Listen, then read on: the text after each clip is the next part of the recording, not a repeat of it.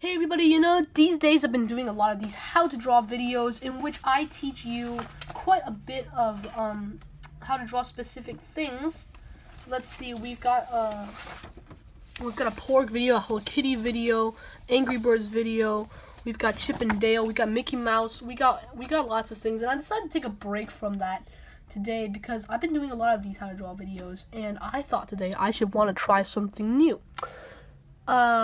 And today I'm gonna be returning to my tips series in which I give you tips on creative endeavors and storytelling and all that creative stuff about that sort of stuff. The last time I did this, it was about a video about making titles for your stories, and today we're gonna be talking about bad guys and actually not bad guys. It's gonna be actually how to make a great antagonist. And to go along with it, I decided to start working on this illustration of the Lego Batman Joker, from the Lego Batman movie. And I'm just going to be working on it while I talk to you and explain about how to make a great antagonist. And I'm going to start by saying that the antagonist should never have more power than the hero, and at least that's what I think anyway. I don't think like in Star Wars where the Chancellor has this big plan about a huge clone army and taking over the Republic with this huge clone army, and then just overpowering with Order 66, overpowering all the Jedi in one flick of a hologram message, and all the Jedi are immediately killed by gunshot because the clones betrayed them. I don't think it should work that way. I think it works really well in certain areas of storytelling. Let me just bring out one of my favorite books here, The Series of Unfortunate Events. And in this series, the antagonist has way more power than the heroes. The antagonist has way more power than the heroes. Count Olaf is up against 3 orphan kids, and he has way more power. He has an entire team of henchmen to do his evil bidding for him. And I think that is one of the exceptions to this rule. I think this is one of the exceptions to this rule where it says you shouldn't have that much the antagonist has more, in which one of the scenarios where the antagonist has more power than the hero. But it could also work the other way around, where the hero has more power than the antagonist. Let me just bring out, I'm not going to bring it out this time. I'm going to be referencing a movie in which it's actually a Batman movie, The Dark Knight, in which in this movie the hero has way more power than the bad guy, and I think that makes for a more interesting area. And because the hero gradually builds himself up and makes everyone see that he has that he actually has power. And I think this is a really great example of where the hero has more power than the villain. Batman is this guy who's just taking down thugs every day, and for Commissioner Gordon. And the Joker, he has no resources, he has no money, and he's just this guy who's trying to make everyone think that deep down everybody is like him. And he explains this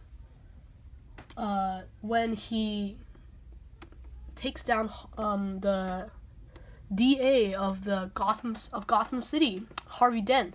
He kills Harvey's love interest, Rachel Dawes, and leaves Harvey's face half scarred. And I don't think you will want to see that. It's even worse than Revenge of the Sith, where Anakin's entire body gets burned down to a crisp. But Harvey, he gets so tormented by the loss of his love interest, Rachel Dawes, and actually his girlfriend. I think they were girlfriends from what I read from the plot. I think he got so tormented that he started rampaging the streets. And he started killing people because he was so tormented by the loss of his. And then he turned it. He even almost killed Commissioner Gordon's son. He tried to take down Gordon's son, but then of course Batman stopped him. And but it just goes to show that even a villain who has entirely no power at all can become dangerous. And I think this is just a great example of when the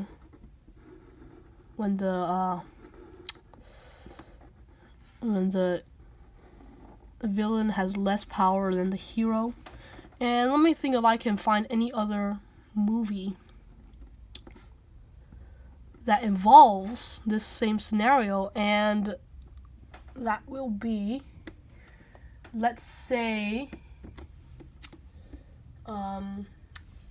okay, sorry, even that part to me got a little boring. I needed to just take a break and think about what I was going to say before I actually said it. So we're back with, I was going to say other scenarios where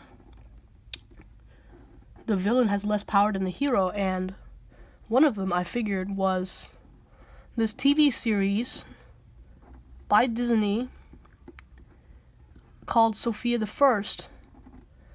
And it might be weird that I'm watching this because I'm actually a boy, but it's actually a great series. And in it,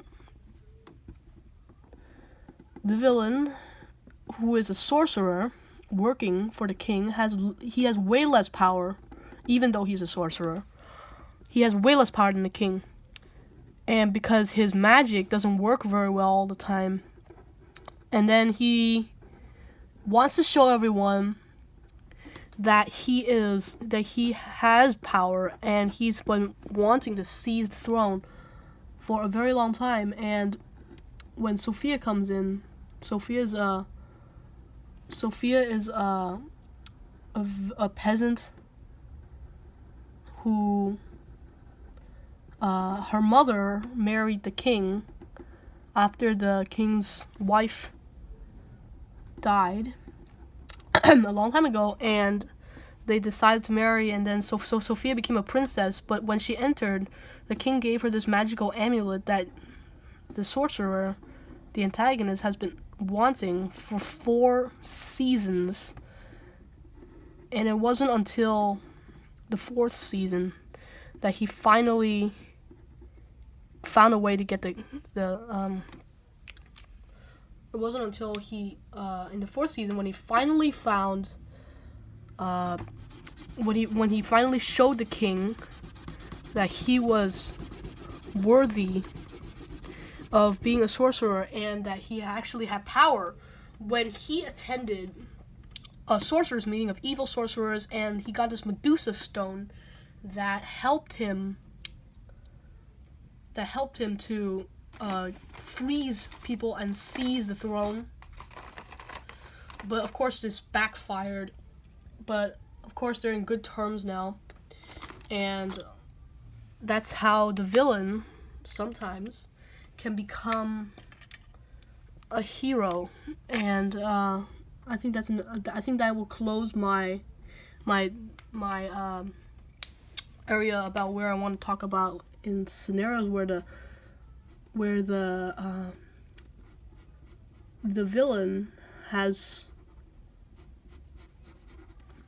less power than the hero. Now I want to focus on the area where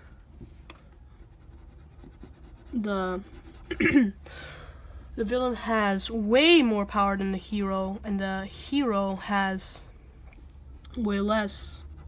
And a lot of these movies are like that.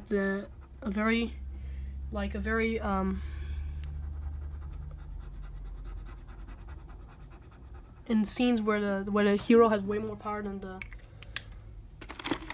the villain has way more power than the hero.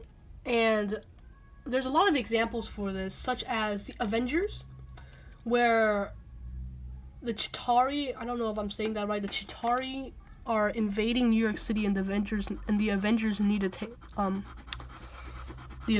to work together and stop these Chitauri, and then of course Iron Man saves everybody. But that's another example where the villain has a lot of power and the heroes have very little power. And so that's one example. But another example is the 39 Clues, a book series that I found very interesting. It's two kids. They have to find the treasure before their family does. It's sort of like a clue hunt. And they're just two kids.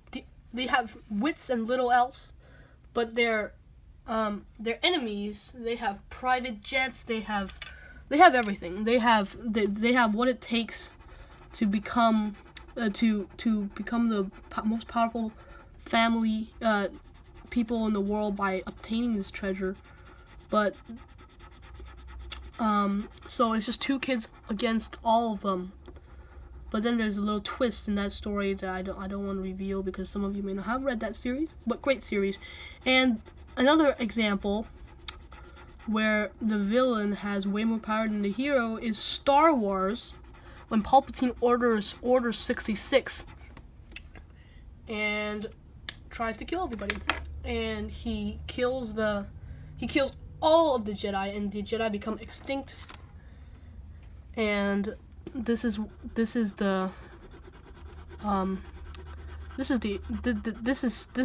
a great example of one of the greatest examples of a hero who won because he had way more power. He had massive armies. And yeah, that's just a great example I can find. And I think I'm going to take a little break right now and just get into time lapse, and we will be right back. Okay, so I went into time lapse for the last part. I just want to say that I hope this video helped you see that it can be looked at in both perspectives.